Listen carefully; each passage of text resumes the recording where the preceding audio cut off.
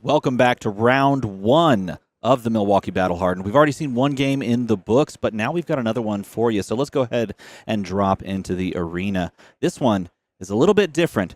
Maybe not some Enigma, maybe not some new disruption. No, we're going Levia, we're going Aurora, and we're going to be going fast, I think.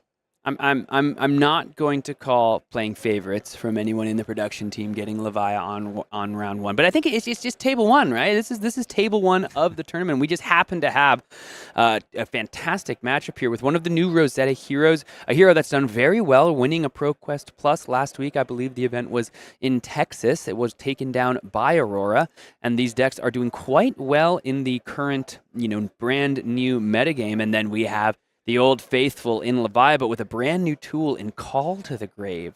That card, when you pair it with a card called Beast Within, seems to be pretty good. Yes, that is a fantastic two-card combo. A great way to continue to fill your grave, but also to just maintain a card in hand.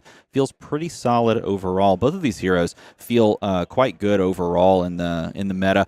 I am really curious to see how this Aurora deck is built. Aurora, being a new hero, is really asking a lot of deck building questions on how you want to play it. You could splash all lightning. You could splash in a few generic attacks. It'll be interesting to see how this is built. There's a couple of lists floating around right now, and I'm curious to see which this one is leaning towards. Nevertheless, like you mentioned, did pick up a ProQuest Plus win this past weekend over in Houston, the Blood on the Bayou tournament, I believe it was called. And it was exciting to watch. It was more Flicker Wisp heavy list. It did lean more into the combo with Flicker Wisp and Arc Lightning, but of course you can just kind of eschew all that and then just play really wide combat chains, 0 for 4s for days, and try to send full send like you were back in Cheerios Briar days, right? A lot of players speaking to the way that Aurora just makes them feel. I keep hearing that, Aurora makes me feel good. It feels like my favorite parts of playing some of those aggressive Briar decks of old, back the first time we went into the forests of Aria. Let's see precisely how Alexander wants to play this Aurora deck. It's Alexander on Aurora versus Sebastian on Levia. It's our backup round here of the round one at the Battle Hardened Milwaukee, brought to you by Min-Max Games. We're going to start things off with a Mandible Claw here, just pitching away a couple cards we don't want. Looks like a Boneyard and an Endless Maw. That's going to buy a Gone in the Flash block. See if there's any way to discard here. So Sebastian, rather than throwing a card in the graveyard for his 6 powers, just wanted to keep some more threats in the deck, it looks like. And then playing out the Sigil of Lightning on turn 0 is a solid feeling play from from Alex over here on Aurora, so that you can start off your 4-card hand and really the first turn of the game with an Embodiment of Lightning. If your hand, after you've drawn it up, doesn't really line up great with Go Again Enablers, which in this case we actually, I believe, have perhaps that exact moment. If we pop over to the hand here, we might actually see that. It looks like, he's going to reveal the Entwine Light. No, there we go. He's going to try to reveal there. Either way, he's going to use the Go Again off of the Embodiment of Lightning for the 4 Go Again on Entwine Lightning. It's nice. Alex didn't even have to fuse there. He had to go again anyway. He was just like, I want to help out my opponent. Let me just give him a little bit of information about what's in the hand, and I'll give him 2 cards instead of 1. That's even better. So kind. Dread Screamer going to be the block, of course. 1 point over the top. There we go. Now we need to fuse for the Go Again. So this Entwine Lightning is going to be 4 with Go Again. But Sebastian here also gets to throw some 6 powers in the graveyard on this combat chain if he so desires. So the Dread Screamer's the 6 power number 1. Let's see if another one wants to get thrown to blocks as well, because the Levia deck, of course, needs often 3 cards in the graveyard to do what they want to do. Ravenous Rabble revealing the Arcanic Shockwave. So this is another. So just 3 cards and 12 damage. And this also leaves you a fantastic arsenal target in Static Shock as well, setting you up for a next turn.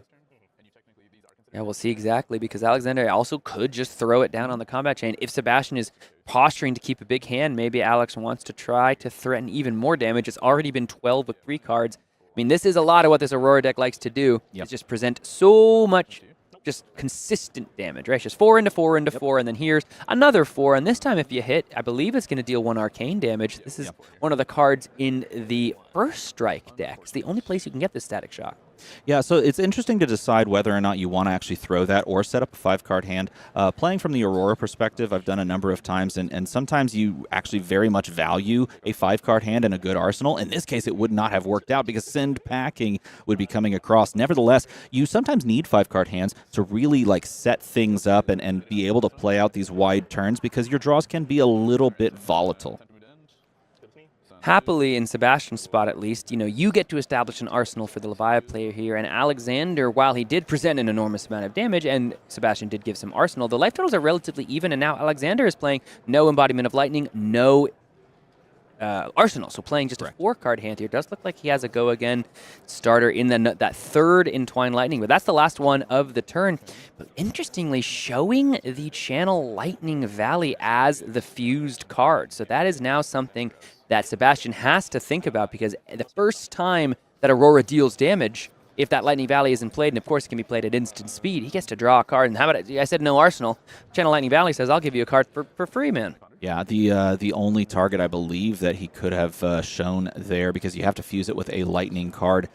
So you only have that ability to show that, which is not what you want. You would love to be able to hide that information and then bring that down at instant speed, flash it in if you will, so that you can draw the extra card. But this is that type of hand where if you have like a starter, we'll call it a starter, because a lot of people believe that she's more of a lightning ninja. If you've got a starter for your turn in Arsenal, then 5-card hands feel incredibly powerful from the Aurora perspective. But if you're trying to cobble together a 4-card hand, you might struggle a little bit. Here, starting off for 4, and then getting the Scowling Fleshbag early. Alex had an option to just respond to the Scowling Fleshbag trigger, play out the Lightning Valley if he wanted to make sure he gets one of those other 0 for 4s in hand, and of course has the Lightning Valley, but electing to just keep a card in the intimidated zone, in the banished zone after the intimidate, now is left with the Snatch and the Channel Lightning Valley. So another kind of interesting decision point, because playing both of these out here, you don't have the Lightning card to pitch to keep the channel around, so he probably wasn't excited to play that card anyway on this turn. Exactly, and that's the issue with this 4-card hand. You look at the value proposition of all the ways that you could have played this, and even before you think about Scowling Fleshbag, there's not a wonderful way to gain. You'd have to almost hope that they don't block your 4 points of damage, and then instead flash that in and see if you could draw a lightning card so that you could swing Starfall. So instead, choosing to arsenal perhaps that Channel Lightning Valley. Nope, he's going to flash it out. Not going to keep it around, going to draw a card. Maybe he draws a lightning. Maybe he finds a way. Draw a lightning blue. If it's a lightning red, he has nothing to pitch into unless he's going to pitch into the lightning greaves. He needed to find a lightning blue. That was a ballsy move from Alexander, man. It's a bit of a Hail Mary, isn't it? It's a bit of a Hail Mary. I thought it was destined for the Arsenal, but no, it's going to be a Gone in the Flash just coming in on the end of the combat chain, and that means this Lightning Valley, it's gone. It is, but it does give you the ability to swing 4 more damage. Yeah, you're not swinging the Snatch to possibly draw a card that way, but it does send you 4 damage. So if you believe that this matchup is a pure race and you just have to put damage on the board, which it does appear that's what Alex is posturing towards, not playing a 5-card hand, just sending the 4 extra damage on that last turn, doing the same thing here, just playing for value, cards, damage, then maybe this line of play makes more cards come out of the hand of Sebastian, and you can keep this kind of cycle going. And with that card in the Banish Zone after the Intimidate, Alex is going to be left with a 5-card hand anyway. So the Channel Lightning Valley there representing a card draw, didn't want to pitch it into Aurora, didn't want to make that Embodiment of Lightning, likes to just draw into another 5-card hand, his first real one of the game, and he's got some nice cards in the hand to work with. Yeah, 2 of those cards are instants that do not block, but they do buff by 3. Now, if that Lightning Valley were cycled around, and stuck around for this turn, this could be an insane hand, but instead, now you're looking at taking a lot of damage, just off of the back of having 2 instants that don't block. Some of the new spice in these Levia lists are these draw discard style effects. Wild Ride here, going to draw a card, discard a random card. It's going to be the Unworldly Bellow. So this actually now doesn't have go again, because the Unworldly Bellow is not a card with 6 or more power. So poor Sebastian here, face down the Lightning Valley, let Alexander draw a card, but now it's just going to IP himself, not a intellect penalty, right? You don't get to draw as many cards because you're left with 3 cards in the hand and 1 is headed to the Arsenal. Life totals are still relatively even. If you're Sebastian, you have to be thanking yourself for that, but that's a bad break from the Levia player. I mean, speaking about volatile hands, Sebastian had at least two non-attacks there. One of them Doomsday, so an instant, but 2 misses in the hand. So had to try and luck into it and did not Finding the electromagnetic somersault on the top means that this is going to send 4-4. Ravenous Rabble coming across for 4. Go again, a fantastic way to start the turn. Now, it's not a lightning card. You would love if it were a lightning card because then you could, go Starfall after this and keep more information to yourself about what the rest of the turn looks like. But he does have some lightning cards that he could flash in at instant speed here. Sebastian looks like he's going to line up blocks. No Blood Dead, at least, for the Levia, so it doesn't have to worry about that damage ticking down. The Graveling Growl going to be committed, so there's a 6-power attack for the Graveyard. 1 damage over the top. Discharge here of the electrostatic variety, giving the next attack +3 attack action card. So this is Starfall will just be for 2. Well, card in the hand, card in the arsenal, 2 floating for that embodiment if Alexander wants it. Still going relatively wide here. Shockwave fused, showing the lightning press, which feels very scary because you know that that's 3 extra points of damage. Now, this is going to be buffed up by the electrostatic discharge as well. So this, oh no, this is not. I believe it should be, right? So they might just be missing that damage there. This is coming in for 4. Yeah, no, this definitely should be an attack for 7. Let's see if the players catch it, and if not, we've had some bad breaks for Levia, but that would be a good break for Sebastian if that electrostatic discharge. 2 resources floating means that Aurora has the capability of pitching into an embodiment of lightning and starting their turn with a guaranteed go-again attack, thanks to that. This also could just be arsenaled. That's the fun part about having this instant, be able to just flash it out and do 3 damages. You could just say, okay, that's fine, I'm going to arsenal, and move on with your life and have it for next turn. Might token created thanks to the second block of the Apex Bonebreaker. Sebastian still has that Carrion Husk, but he does need to start the Blood Debt train if he wants to utilize the Plasma Fet ability of switching and then utilizing cards from the Blood Debt zone. But he has to have cards in Blood Debt to even start that, right? So going to be an embodiment of lightning created for Alexander. 5-card hand once again. Let's see what Sebastian's able to work with that Might token thanks to the Apex Bonebreaker. Oh my gosh, and this is a hand that just makes you hurt all day. It's 3 instants. We knew off the top was an electrostatic or a somersault, electromagnetic somersault, but he's also drawn a second lightning press and a channel lightning valley and exactly 1 attack in current funnel, which doesn't feel great. See here, Wild Ride going to buy the Crown of Providence block, probably because, like you're saying, this is not the greatest hand, and maybe this is just mostly for the filter. The arsenal isn't under pressure. Just might be looking to get some other cards in the hand. Yeah, he could choose to cycle the arsenal. He knows that's a lightning press, so taking away the information from your opponent, knowing that lightning press has gone to the bottom of the deck and something else could be, a smart play. But he also doesn't know what's in the hand, and unfortunately for Alex, it was a lot of things that were not good. But he draws into a sizzle, which is actually fantastic because it's +3. It's a non-attack. If he wanted to block with it, he could. It would turn on the current funnel, but unfortunately, current funnel doesn't have anything to do after the fact. Nevertheless, it is +3 and a nice lightning buff there. 5-card hand here from Aurora. Sebastian's done a good job of keeping the life totals even throughout this game. It feels like he has been under the most pressure and has been having, perhaps the tougher breaks, especially on a turn that he had 4 or 5 cards in hand and did 1 attack for 6, and that was it because the Wild Ride did not get the go again. So current funnel here going to go ahead and get go again thanks to the sizzle and give the next action go again thanks to that sizzle as well. He is also going to push this for 5, and we do know that there are double lightning press in play and a potential card draw after he flashes that channel down. So this hand looks like one of those clunkers, right? It's a hand that doesn't block well. It's a hand that has a bunch of instants. But remember, these cards all just represent 3 damage. So you play them out there. You draw yourself an extra card. Maybe you send that card. If it's a blue, if you're lucky, you can Starfall and then make a new embodiment. If it's a red that deals 4 damage, you're feeling pretty good about that as well. So being able to put things on the board and damage down, even through a very awkward hand, is Alex. Gonna give the Husk here, but that's where the lightning presses will most likely come into play. Channel Lightning Valley is the first response.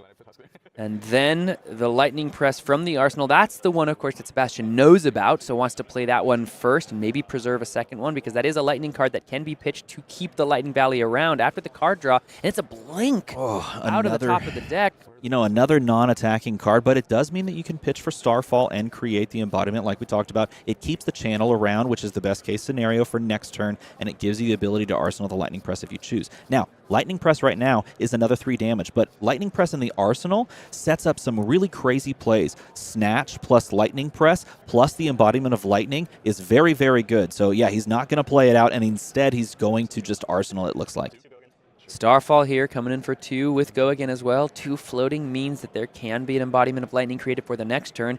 And with the Lightning Valley around, we saw that the Lightning Press was able to get the first Lightning Valley here a card draw, and the second Lightning Press headed to the arsenal means that the next turn of Lightning Valley might draw a card as well as these Levia decks.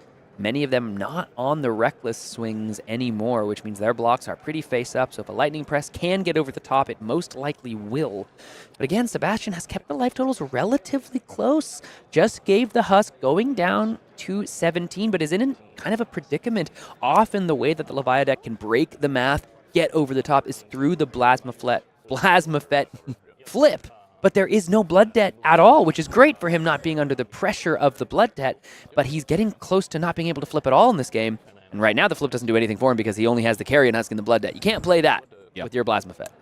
Yeah, I believe both players checked the graveyard. They're checking the graveyard of the Levia to see how these banished cards are going to function. But we're seeing a lot of more traditional attacks. Things like Pulping, things like Wild Ride have been the name of the game over the past few turn cycles. And so this is why we haven't seen, such an emphasis on Blood Debt and on the banishes, because these conventional attacks are just coming across for what is essentially vanilla damage. And oh my god, banishes hurt. So the Eye of Ophidia here means that this Pulping, because it discarded a card without 6 or more power, it does not have Dominate. So if Alexander just blocks with 2 cards, that is once again, it'll be the second time this game that poor Sebastian just has a turn completely stuffed thanks to a random draw discard, not allowing for Go Again to happen. But keep in mind, that can be a little difficult to do because Aurora runs Instance. Oh, without a doubt. Found the 3rd copy of Lightning Press and what looks to be a Marvel Sigil of Lightning, meaning that there's only 2 blocking cards in the hand right now. So if you block with 2 cards to stop the Go Again here, you effectively don't do anything on your turn except swing the blade. Swinging the blade would, of course, threaten just the 1 damage before any Go Again and +1 thanks to playing another Lightning card. But the Lightning Press needs to be an attack action. You'd have to play a card and hope that Sebastian just blocks with the Scabskin Leather so that the 1 damage in the resolution step, or in the reaction step would get over the top and then draw you a card with Lightning Valley to go crazy. Looks as though Alexander is not interested in stopping this Pulping. He's got a 5-card hand. He wants to work with Channel Lightning Valley, Embodiment of Lightning. Aurora is crackling and trying to just close this thing out. Alexander looks like he's going to take the 3 as well from the Mandible Claw. Now this Boneyard Marauder coming in after the chain. I believe the Mandible Claw perhaps, I don't know if it had to Go Again there because the Eye of Ophidia was discarded. So no card with 6 more power has been discarded this turn. It's round 1 of the Battle Hardened. This is when you get your jimmies out, right? This is when after this it'll be the players. This is when you make the little mistakes and then you'll clean it up throughout the rest of the tournament. Yes, if that had hit, let's just say that had hit. This turn was lined up to be quite powerful. And of course, we do, with Boneyard Marauder, see the first banishes, the first true banishes of the game. And look at the life totals at this point. The first true banishes of the game, based on the way these decks have drawn up, is more than halfway through the actual game state. But like we said, the hand was looking like a non-blocking and a just full send type hand from Alex. And let's see what he can do with this. He's got the Arc Lightning that will start this chain of just arcane damage. 1 ping after 1 ping. This is a card that will ping every time you have Go Again resolve. And it itself has Go Again. Which means this 1 damage is going to come across, no Arcane Barrier, which means 1 damage, which means Channel Lightning Valley will trigger, so a card immediately to start this turn for Alexander. Yep, going to draw off of the Arc Lightning ping here. It's going down to 16. Let's see what the card draw ends up being. He does have, and that's a great draw, hitting an Enlightened Strike. This means that you can do some crazy stuff. You can send 5 Go Again, or 5 draw a card and get Go Again off of the Embodiment of Lightning. That's a very powerful combination. He's got double Go Again, baby. He's got Go Again from the Arc Lightning, Go Again from the Embodiment of Lightning. If Alexander wants to just go E-Strike, bottom a card to draw a card, there is No way this card will not have Go Again. It's going to be coming in here. Looks like for 5. Have to imagine Alexander wants to draw another card. And now we found some attacks to really unlock this hand. So he's sending for 5. It has the Go Again. Oh, did he not choose draw a card? Maybe he forgot that Embodiment of Lightning was on the board. Oh, the loss of the card here is massive. What a massive loss of a card. But he does have a Lightning Press in hand. Maybe he can threaten even more damage off the top. Oh, okay. Maybe he figured out that he chose draw a card, and he forgot to draw the card. Of course, taking the time to bottom the card and then thinking about the rest of his hand and how this is going to line up. But that second strike is going to be massive here because he's already dealt the point of Arcane. Yep. So it already has Go Again. Sebastian sitting at 16 to Alexander's 12. Aurora, even though, you know, the Levia player here has been on the back of some bad variants, it is Aurora who is at less life currently, though that looks to change relatively quickly as this turn progresses here for Sebastian. And unfortunately, he's at 2 blood debt, so even if he was to completely block out, take no further damage, he would have to take exactly 1, go down to 15, and then he could take the 2 to go down to 13, flip to Plasma Fet, but with only the Dread Screamer in the Banish Zone after the Plasma Fet flip, probably not worth putting in all that work. The question is, what's his life total going to be at the end of this turn? Yeah, this doesn't feel good from the Levia perspective, and it's not going to stop here because, of course, this had Go Again. Starfall is going to threaten 2 damage, and with the Go Again resolving, is going to threaten a point of Arcane thanks to Arc Lightning. The turn continues to spiral around and around, and there's still 3 cards in hand and the arsenal. Opponents at 10, Alex sitting at 8, can smell blood in the water. Sebastian goes down to 7 here after, of course, the 2 physical damage, the 1 arcane damage. Now here's 4 damage with Go Again, which means it's basically 5 damage, one of which is unpreventable for the Levia player here. So that's something he has to think about, right? Like, if you take too much damage, the Go Again pings are just going to threaten to take care of this game, especially when you have the Grasp of the Arknight threatening another point of arcane damage as well. And the Grasp of the Arknight's ability also has Go Again. Correct. So that's 2 arcane damage represented if you can pitch a blue into the Grasp of the Arknight's ability. Yes. And of course, we know that there's a Lightning Press in Arsenal. This Aurora is looking to maybe just close the game out on this very turn. Exactly. I think you're exactly correct. And we know that there's another attack in the hand as well. So this 4 damage, like you said, representing 4 plus the 1 arcane after the resolution of the Go Again. I believe the, is it 2? No, he's going to Lightning Press right here and just send it for extra damage. And then Lightning Press again and say, good game. It looks like that's the game. Aurora did not need the Go Again. Aurora had Lightning Presses for days. And so that is all you need when your opponent says no blocks and you're at 7 presenting an attack for 4. You don't even need to do the fancy Go Again tricks. You don't even need to play your Go Again with the, Grasp of the Arknight, find all that arcane damage. So sometimes Lightning Press also works. Yep, no blocks means I win the game in that scenario because +6 at instant speed feels quite nice. Aurora punching through in round 1. But we have a question for you. What do you want to see next round? What hero do you want to put on stream? The wonderful thing about this production is that we can bring you the game, the hero, the matchup you want to see. So tell us down in chat. Stop with the count your blessings all at once, guys. We'll put it on. Stop saying it. Stop saying it so much. Oh no, now we can see the chat. Oh, look at this. I joke doesn't love make sense this. anymore. No, Can't count your blessings. Here it comes. They're going to start typing that in just a moment. Steven, bring me an unbanned Duskblade shirt, please, and thank you. I don't have the power to do that unless I don't have the Min-Max. Unless Min-Max brings it. Find Acilio. I would love to see Acilio. One of the only heroes in this new set that we might not see in later rounds, and that's not necessarily because he's the worst of the 4. It could just be that he's the most complicated. Oh, he's definitely complicated. Yeah. That's no doubt. Oh, we're gonna here they're coming in. Seeing Enigma, seeing definitely Acilio, Verdance, and Florian. People want to see the new heroes. I want to see the new heroes as well. If there is an Acilio out there, by gosh, we will try to grab him. Count your bonks. You can do that. Put Vincent on stream. Verdance, Vincent. A lot of hype around Vincent at this moment. Vincent really did feast with these new cards. Has a lot of ability to put so much damage on the board. Still prone to clunky hands. Still prone to disruption. Of course, is a Rune Blade, so of course you can run into the Rune Blade hand issue. But a lot of hype around her right now.